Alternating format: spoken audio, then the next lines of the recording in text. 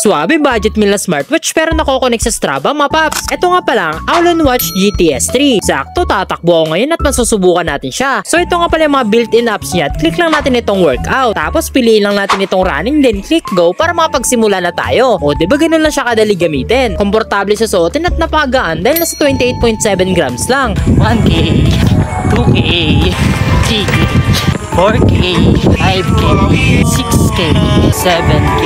Sino, naka 7km tayo ngayon mga paps at ito yung kanyang distance, calories, duration at heartbeat. Kaso nakalimutan ko pala siya i-connect sa apps bago tumakbo kaya din natin makikita yung mapa. Pero gumawa pa ako ng isang record para mapakita sa inyo na na-upload siya sa Strava. O diba auto-upload na sa Strava basta i-authorize mo lang siya sa apps ng smartwatch. Ito nga rin pala yung ginagamit kong alarm para magising talaga ako ng maaga. At sakto naman siya mga paps, nag-alarm talaga sa oras na sinet mo. Tapos mamamonitor mo pa kung gaano katagal na tulog, pati na din yung deep, light, REM at awake. Nare-receive din ng smartwatch na to yung mga notifications sa cellphone mo mapaps basta open mo lang yung Bluetooth. Syempre, nagno-notif din siya kapag may mga na-achieve ka. Ang angas pa kasi 24/7 yung heart rate monitoring niya. Okay to mapaps, ang dami nyo pwedeng gawin dito kaya sulit na din sa presyo. Kaya kung budget meal na smartwatch ang hanap mo, pwede mo subukan to. Ilalagay ko na lang yung shop dyan sa yellow basket ha. Ride safe palagi.